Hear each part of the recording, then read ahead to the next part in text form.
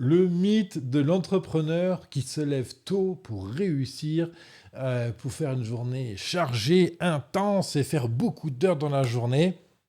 Voilà, moi pendant très longtemps, j'ai culpabilisé de ne pas réussir à me lever assez tôt le matin, de démarrer tôt ma journée et de faire un grand volume horaire dans ma journée. Et du coup, ben forcément, quand on culpabilise, ça génère toutes sortes de charges mentales ben, en gros, ça consomme de l'énergie et cette énergie-là, tu l'as pas pour ton business. Donc aujourd'hui, j'aimerais te proposer une petite réflexion sur ce sujet pour si tu culpabilises de ne pas réussir à te lever tôt le matin, pour réussir à passer ce cap-là.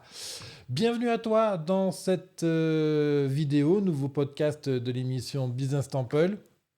Je suis David Levesque, business mentor, et mon métier est de t'accompagner à lancer, démarrer, scaler ton entreprise. J'ai fondé cet accélérateur Business Temple en 2014 et tu peux retrouver de l'accompagnement, des ressources en ligne et plus de 550 épisodes à ce jour publiés sur le site web businesstemple.co. Tu as le lien dans la description si tu nous écoutes depuis Apple, depuis Spotify, Deezer, etc. ou YouTube. Voilà.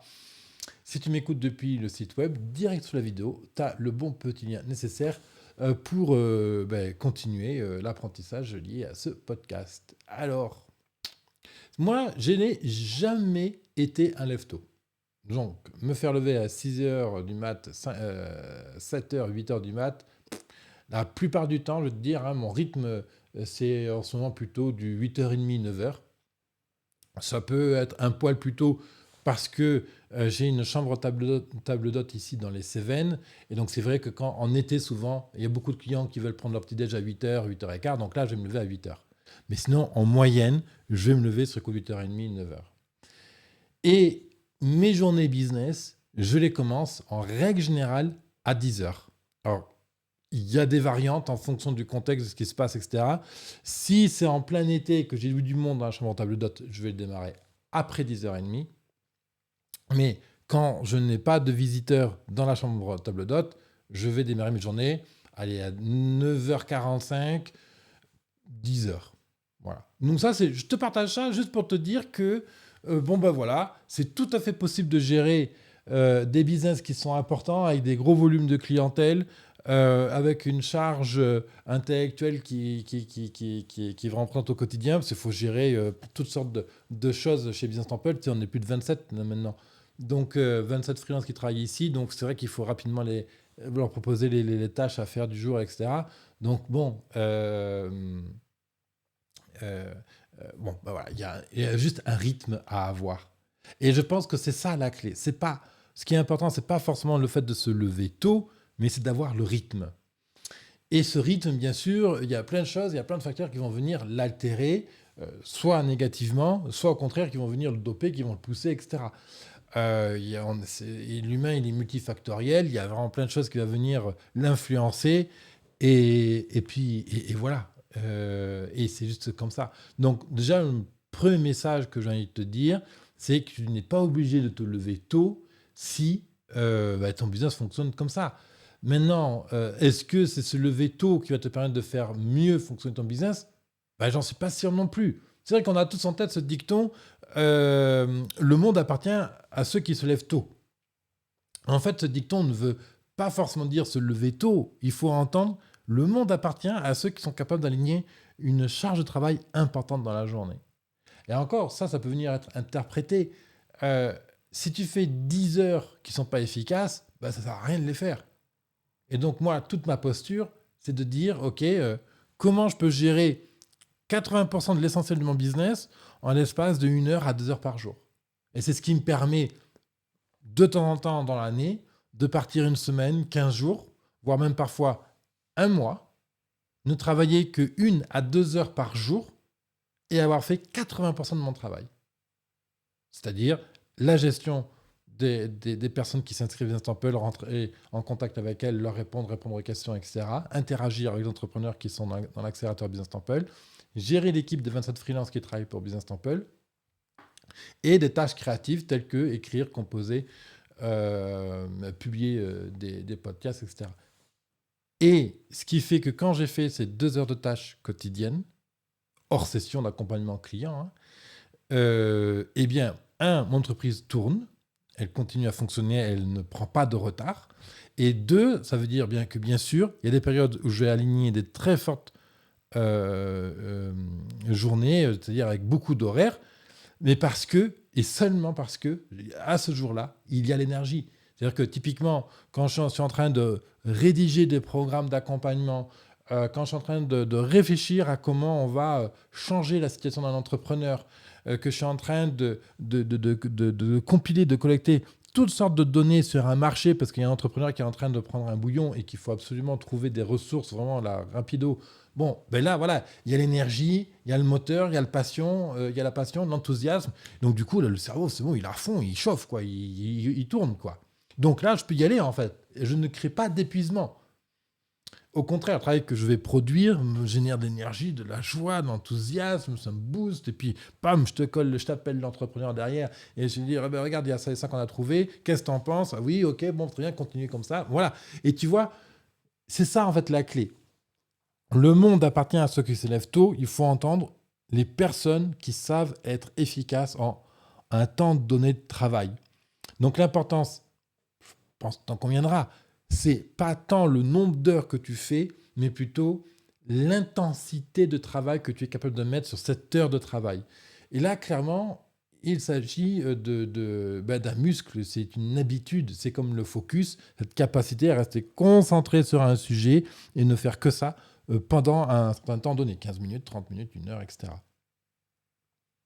Donc je te le redis, tu n'es pas obligé de te lever tôt. Maintenant, c'est vrai qu'on a des vies qui sont très denses, très remplies. Alors, typiquement, si tu as une famille, te lever tôt, là, tu es obligé parce qu'il faut aller mettre les gamins à l'école, il faut les mettre devant le bus, un truc comme ça. Donc là, tu es obligé de suivre ce rythme-là. Donc, bon, ça, c'est déjà un repère. Mais imaginons que tu n'as pas de famille, que tu n'as pas cette charge familiale quotidienne. Et du coup, la question, c'est est-ce que le fait de ne pas te lever tôt est vraiment une souffrance? Si c'est vraiment une souffrance, pour quelle raison? Parce qu'il y a des paramètres dans ta vie qui font que c'est une souffrance. Bien, on le bosse. Voilà. Et là, tu viens me voir, on en discute. Tu vas voir un coach et tu travailles là-dessus. Mais dans tous les cas, ça ne sert à rien de rester avec une charge mentale, donc une culpabilité, une honte, je sais pas, une gêne, tu vois, par rapport au fait que tu ne te lèves pas assez tôt le matin. Bien sûr, il y a plein de choses qui peuvent. En fait, là, quels sont les sujets qu'on a abordés? Un, qu'on n'est pas obligé de se lever tôt. Deux, que c'est plus une notion d'intensité de travail au moment où je me mets à travailler. Et donc, pour ça, il y a un, déculpabiliser, parce que déculpabiliser, ça libère de la charge de cerveau et c'est autant de place libérée pour pouvoir bosser concrètement et efficacement sur un truc qui te concerne. Deux, c'est savoir écouter le corps. Quand est-ce que le corps est créatif? Quand est-ce que ton corps il est dans un moment propice euh, à l'intensité du travail que tu fais toi de ton côté? Et on le sait, globalement, il y a 2 temps forts où le corps est vraiment apte à envoyer la patate, vraiment l'énergie, l'intensité, le focus, la clarté, et puis il va charbonner, il va charbonner. Il y a 2 moments clés dans la journée. Alors ça change d'individu en individu, mais globalement, c'est après le réveil et en fin de journée. Encore une fois, ça dépend de ce qu'on appelle le rythme circadien, en gros l'horloge interne selon laquelle ton corps est réglé. Cette horloge interne, on peut la régler, elle demande du temps parce que ton corps est calé et elle va demander du temps pour bouger.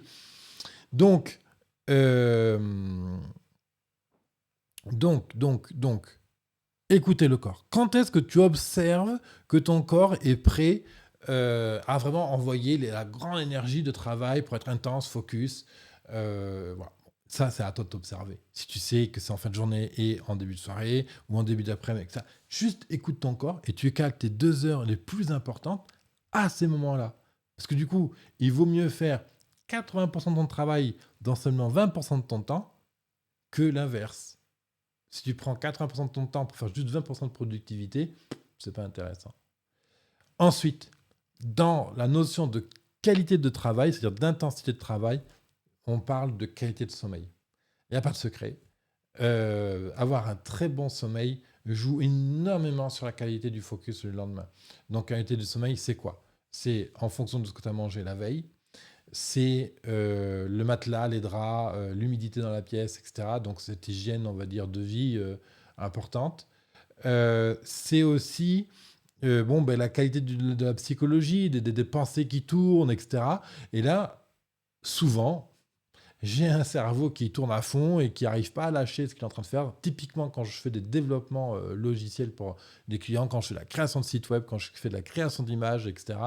Là, j'ai souvent le cerveau qui est en ébullition, c'est magique, j'ai plein d'idées qui viennent et compagnie, et ça ne s'arrête pas en fait. Et donc, pour aider mon cerveau à tomber, je vais utiliser typiquement l'huile essentielle de lavande. La lavande, qui est un puissant zut, comment on appelle ça. En gros, il détend. Je sais pas, le neuro-relaxant. Et dans l'intensité de travail, il y a aussi une notion de qualité des pensées. Hein, pardon. Donc, pareil, là, c'est comment je développe la qualité de mes pensées. Donc, pareil, là, ça demande de s'observer, d'observer son langage, les histoires qu'on se raconte dans la tête, etc. Ça, c'est des sujets que j'ai déjà traités à plusieurs reprises sur Business Temple. Je t'invite à fouiller sur le podcast et tu vas trouver des podcasts autour de la qualité de pensée, de son mindset, comment tourner son mindset vers du positif. Et ensuite, bien sûr, l'efficacité, elle est liée à la proactivité, à l'organisation technique. Comment tes journées sont préparées en termes d'objectifs, en termes de séquençage du travail, d'organisation de ton espace de travail, de l'ordi, si tu travailles avec un ordi ou de l'atelier, c'est un atelier, etc.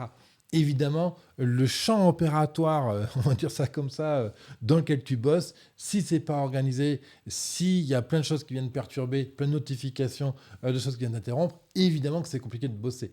Donc tu vois qu'avant de venir t'embêter à te lever de bonne heure le matin, il y a tout un spectre sur lequel tu peux agir pour gagner en efficacité, en qualité, en productivité. On peut discuter le terme productivité parce que on est quand même là pour être dans la joie et l'enthousiasme. Ici, on doit se contraindre à produire. Je pense qu'on peut perdre l'essence de notre motivation profonde. Pourquoi on fait cette entreprise, pourquoi on a ce projet entrepreneurial.